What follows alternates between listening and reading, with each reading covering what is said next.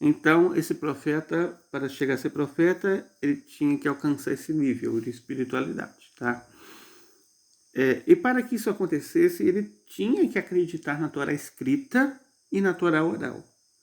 É um critério que, se um profeta negasse a Torá oral, ele não seria profeta. É simples. Então, nós temos aqui Ioiada, o sacerdote, ele recebe do próprio Elisha, e então ele, sua corte, transmite a Zacariel, ou seja, o profeta Zacarias. O profeta Zacarias, então, recebe essa transmissão e passa à geração seguinte, que é do profeta Oséias. Na época de Oséias, o líder da geração era ele, e ele passa essa transmissão para quem? Amós. Amós passa para Isaías. Isaías, então, para Miqueias. Miqueias para Joel. Nahum, Rabacuque, Sofônias, e vai passando de geração a geração de cada profeta, tá?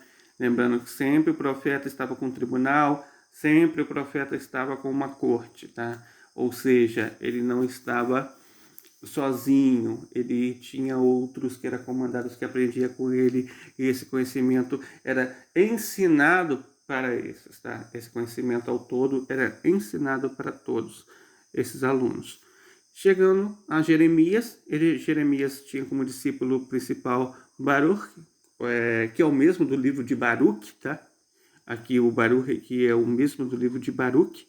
Jeremias escreve o seu livro, Jeremias escreveu Lamentações também, e Jeremias escreveu também o livro dos reis, tá? Para quem não sabe, primeiro reis, segundo reis é de autoria do Jeremias. Então Jeremias, ele passa para Baruch essa transmissão, e Baruch ele vai passar para as gerações seguintes. Aqui nós terminamos o período profético.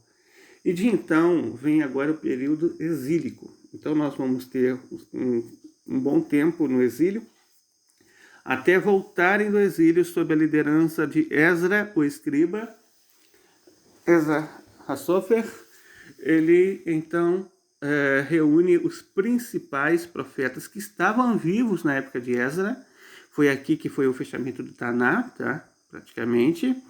E dentre esses todos aqui, está alguém que vai conectar a época futura. Daqui esses profetas daqui a pouco morrem, né? Em 3400 eles morrem. Então, o próximo, que é o próximo sumo sacerdote depois de Esdra, vai ser quem? Vai ser Shimon HaTzadik. Shimon HaTzadik, ele é Simão Justo. Ele vai ser o próximo sumo sacerdote do segundo templo. Aqui nós estamos entrando na era do segundo templo. Essa transmissão está adentrando agora para o segundo templo.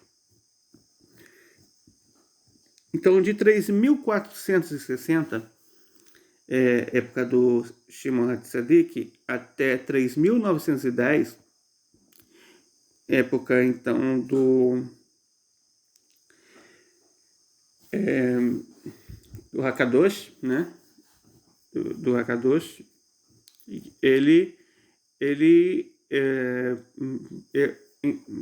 finda depois a Era dos Sábios, que começa com Shimon HaTzadik. Essa Era dos Sábios são sábios que eles praticamente antecedem o período da Mishnah.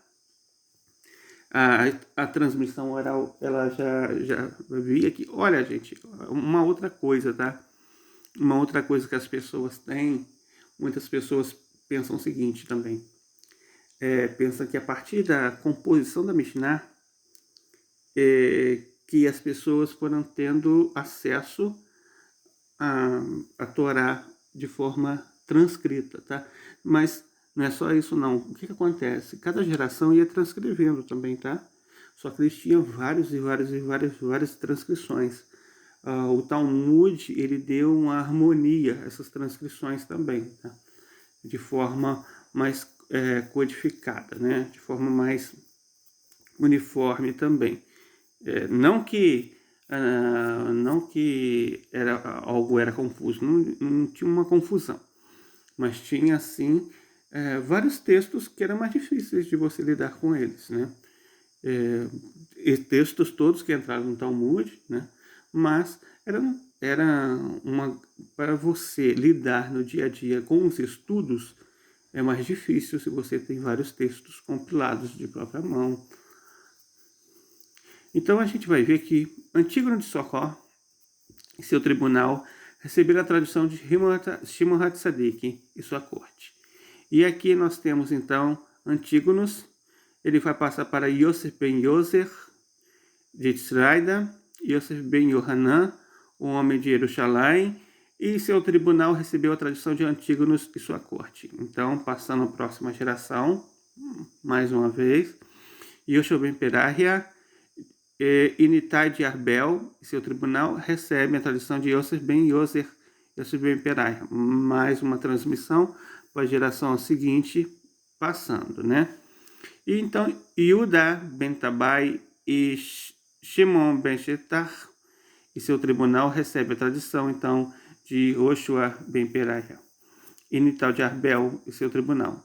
Passando agora para a próxima, para Shemaia e Avitalão, que eram prosélitos justos, ou seja, eram convertidos. Eles eram convertidos e grandes sábios, né? Inclusive, muitos dos discursos deles entraram lá no Pirkei Avot, na Ética dos Pais. Tribunal receberam a tradição de Yuda e Shimon e sua corte. Hillel e Shammai, chegamos então aqui, a transmissão chegando até a época de Hillel e Shammai, praticamente as duas escolas, né? As duas escolas de Torá, de Alahá e tudo, posições mais lenientes, mais rígidas, são da época então de Hillel e Shammai. Dentro de Hillel e Shammai aqui, nós encontramos alguém que vai transmitir a próxima geração de sábios. Você vai notando que os sábios que são mencionados nessa transmissão são os sábios realmente que foram proeminentes, cada um em sua época, tá? Então chega até Rabban, o Yohanan ben Zakkai, né? E o Rabi Shimon, o ben Hillel, o ancião, receberam a tradição de Hillel e Shammai e de seus tribunais.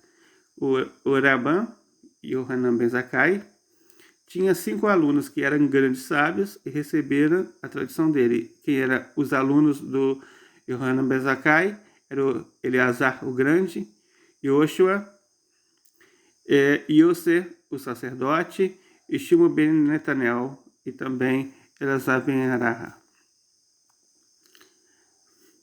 Então a gente vai chegando agora, e chegamos à época do Rabi Akiva.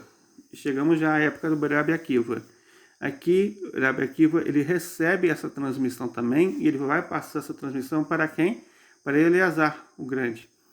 E Yosef, seu pai, era um prosélito justo, ou seja, de quem? É o pai de quem? Yosef aqui é o pai do Rabi Eleazar. Rabi Ishmael e Rabi Meir, um filho de prosélito justo. Rabi Meir era filho de prosélito, filho de convertido, e virou um grande sábio, né? E receberam a tradição de quem? De Rabi Akiva. Então aqui a gente vê que a transmissão do Torá oral, o Rabi Akiva, o justo da geração, passa para Rabi Meir, e então essa tradição receberam todos eles de Rabi Ismael. Então aqui a gente chega até a época em que estamos chegando mais perto aqui da codificação da Mishnah, tá? E chegamos à época do Rabi Meir, que ele passa para Rabi Yuda, Rabi Yosef, Rabi Shimon, Rabi Nehemia, Rabi Eleazar ben Shamua, Rabi Yohanan, o sapateiro, Rabi ben Azai, Rabi Hanania ben Tiraidon. E da mesma forma, os colegas do Rabi Akiva também receberam a tradição, que é a transmissão, né? O Rabi Eleazar o Grande. Os colegas do Rabi Akiva incluem o Rabi Tarfon, o mestre Rabi Yosef de Galil, Rabi Shimon ben Yazar e Rabi Yohanan ben Nuri. Chegamos então à época do Rabban Gamaliel, o ancião, que recebeu a transmissão do Rabban Shimon, seu pai, filho de Hillel, o mais velho. Rabban Shimon, seu filho, recebeu a tradição dele. Rabban Gamaliel, seu filho, recebeu a tradição do Rabban Shimon. Então aqui a gente vê que a transmissão ele se dá de mestre para aluno ou ele se dá de pais para filhos. Filhos que realmente os pais, filhos que seguiram o caminho dos seus pais, né? Na questão do rabinato, eles foram sendo transmitidos, sendo eles também os líderes de cada geração, da geração seguinte. Então aqui a gente vai chegar na época da Mishnah.